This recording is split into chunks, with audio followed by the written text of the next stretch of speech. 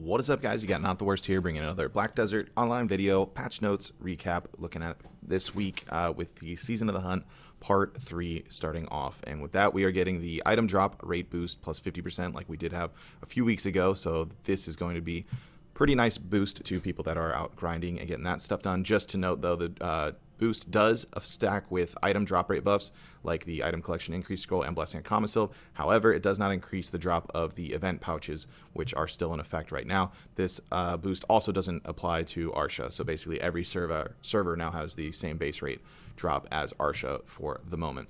We've got special challenges number 2, which is over here. Other than the item drop rate boost on this page, we've got just staying logged in, you're going to get free stuff.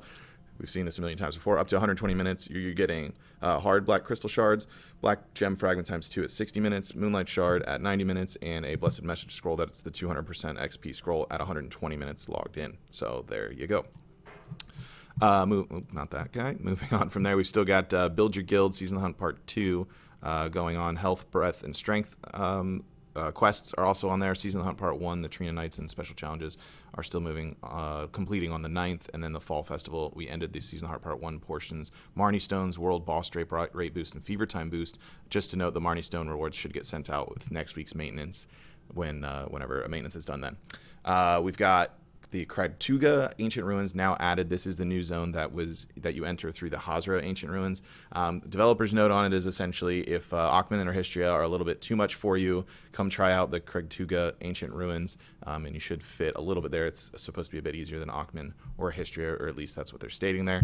This is going to be really, really busy, especially with the item drop rate boost. You get tongue red earring drops. There's also a spawn for Leighton that can spawn there that has like 10% drop rate on a Leighton's necklace, and then the big thing is going to be this Elcar item to create the new main hand accuracy crystals that give you the same accuracy as the precisions do, but you also get ignore all resistance 10%, so it's strictly better than the current precision ones that we are using. So expect to see that like crazy, especially during the drop rate boost. And I imagine the prices on these is obviously going to start very, very high till the market gets flooded quite a bit.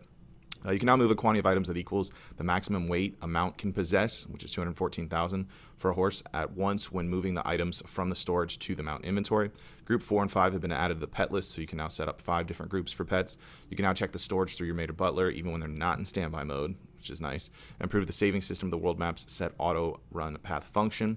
Now we've got a slight change here to Warrior. We changed the Head Chase 1, 2, and 3 skills to just Head Chase, and the skill points you had for them previously will be returned, and added a new Awakening skill, Frenzied Strikes 1, 2, and 3. The idea here is that they wanted the new skill to match the Warrior's Awakening, so they added Frenzy Strike, a skill that has a short cooldown, great attack damage app for activities such as defeating monsters.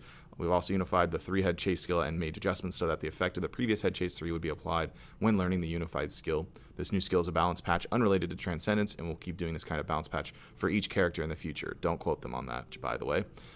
Issue fix of Ranger. Shy has a new skill, now able to ride wagons and camels, which we saw on the test server a week or 2 ago.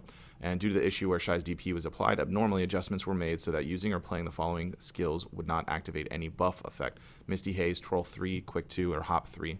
On October 2nd, we verified that when playing Misty Haze, that's a weird way to phrase it. When playing Misty Haze, Shy's DP was applied abnormally and therefore restricted the skill effect application. Later, we verified that Twirl 3, Quick 2, and Hop 3 had the same issue, and adjustments were made so that using these skills would not activate any buff effect. The way how these skills buff is applied can be changed with the adjustments, and we'll notify you about these changes with the update notes. We'll try our best to fix the issue as soon as possible and apologize for any inconvenience this may have caused. Some item changes: we got workload and production output, farming, gathering, mining, and lumbering production nodes has doubled. That's kind of big. Added the celerity and unbridled draft to the game as well. Removed the least frequently used items such as Old Flame Tower, Old Watcha oil for Old Flame Tower, and Old Watcha arrows from the guild shop purchase list. Fix the awkward expression, yada yada, and then we'll take a look at the Pearl shop in just a little bit. An issue fix with monsters of the Southwestern Gateway. Fix an issue with the Griffin appearance that was not intermittently invisible when the guild boss was flying. Changed and fixed the weakening effect that any of the following Miramok Ruins monsters inflicts on nearby players by exploding itself from DP +1 to DP -50. And that's for the Lookout and the Watcher. And fix an issue where boss summoned by using the Awakened Boss Summon Scroll didn't disappear after 30 minutes. A couple of quest updates here, and then we got the big one here, the UI revamp that was done to match in line with console. The comment on it basically says we wanted them to be in line with console. I've heard a lot of mixed reviews on it. I checked it out myself. There's some things I like, some things I don't necessarily care for, but it probably just takes some time to kind of grow on you. It is what it is, so that's what we've got for the UI revamp. New menu function was added that allows you to check your recently used menu. Search function was added to storage. Random animation will be played when enhancing equipment from TET to pen. So I hope to see that animation this weekend when we get pen maneuver. Exchange and chat functions were separated into different buttons. In the NPC interaction screen, you can click on the buttons and only see the options related to that function. Quest, vendor, storage item buttons were made accessible with hotkeys in the NPC interaction window, which is actually kind of nice quality of life improvement there. The interest knowledge status windows changed to not open in the NPC interaction window if it is related to a quest, chat, exchange, or if the storage window is open. Hotkey will only be displayed on a button if the hotkey is actually available. When you press R for the quest button and open the quest list window, the R will disappear and only the text quest will be displayed. Conversation was improved so you can scroll through knowledge and the knowledge of interest using your mouse wheel. Color was added for the hotkey acquire all. Design effects and enhancement window were changed. Extraction of enhancement chance function using the Blacksmith's Secret Book was moved to the Extract tab. Transfusion window was enlarged to make it easier to see the effects of the crystals getting transfused, and additionally, you can now select the crystal and equipment you want to transfuse the crystal into the transfusion window. Blacksmith extraction was improved so that multiple outfits can be extracted through a single attempt. You can now select the upgrade material and equipment you want to upgrade in the upgrade window, and the design of trade window was changed to allow you to see more items at once. Additionally, trade item display was removed and the function was moved to the buy and sell tabs. Mount information window that is displayed on the right side of the stable UI will now only display the skills the mount has. Delete mount skill and desired functions can now be used through the list of horses that can be exchanged will be displayed together with the exchange horse window. It'll now be easier to connect and separate from wagons. Breeding market and horse market will now display mount information clearly. We've got new hotkeys also added for entering main server, enter last server connected, and enter a random server. Express goodwill window was changed to show items that can be used as gifts. Recover max durability window was changed to show equipment with reduced max durability and recovery materials. I saw this one already. This is pretty nice, especially if you enhance every single week. Cleanse gear window will now display plus 15 equipment.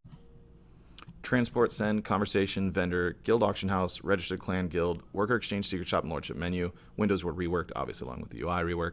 View workers continuously function was added in contract workers, and a warning message will be displayed when attempting the following enhancement. Anytime you're trying to do a very high level enhancement, if it's over 50 stacks with a chance of 70%, you'll get an alert, so that way you're not like accidentally slamming two belts or something silly together on an ultra high stack and then having to send in a support ticket. Then you can see when attempting on a 100 stack or higher, the following items and enhancement levels from 0 to duo on any weapons and that sort of thing, accessories, pry and duo, equipment or fishing rods and stuff from 0 to 5, and embroidered clothes from 0 to 2. Pretty nice.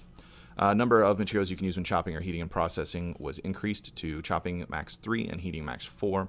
Added a graph that displays the market price of the last 30 days. And then we got some issue fixes across the board, resolved issues, graphic fixes, yada yada, same old stuff there. And they are aware of the issue where Celerity Draft and Unbridled Celerity Draft cannot be sold to NPC shops. They don't necessarily say that'll be fixed next week, but I imagine that it would be.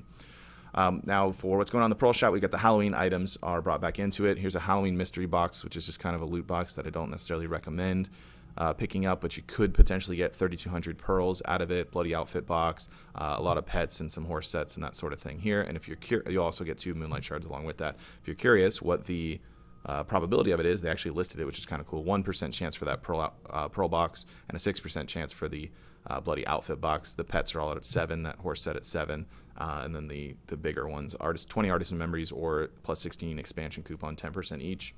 And then we've got combat XP scroll and chewable tablets at 9% each there. Lucky Fortune Pack is back. This is one of my favorites because you just straight up get free item drop scrolls along with your Blessing of Kamasilv. They're literally free. It's the same price as just getting a regular Blessing of Kamasilv. We've got the Mount Growth Pack at 3,700 pearls. Then we've got the Crimson Shadow Knight outfit set and Crimson Knight outfit set. So if you're looking for that kilt effect, it's ready for you. We also got the Demonic and Angelic Queen outfit sets for female characters. And the Storage Butler Pietro is back once again as well. There's the Skeletal Horse set, which is also in that loot box. If you're interested in that, probably just buy it. I don't know that I'd gamble away that loot box. Furniture, if that's your thing, the Halloween stuff is back around. And Bloody Moon Melody and Halloween Night in Wonderland things are also back for those furniture lovers. That covers the Pearl Shop for us and the patch notes for this week. We do have that drop rate buff a little bit longer than a full week since the patch was released Tuesday this week. We'll have it until maintenance next week, Wednesday, so you're actually going to get 8 days out of it, which is kind kind of nice. But be sure to check back to the channel for next week's patch notes. If you did enjoy the video, be sure to like it. If you're new to the channel, be sure to hit the subscribe button so you get notifications when new videos do go live. And if you want to catch me streaming live, you can head on over to the Twitch page. There's a link in the description below, and check it out over there drop a follow so that you'll get a notification when we are live there. With that said, that is going to be it for this video. I want to thank everybody for watching, and I will see you next time.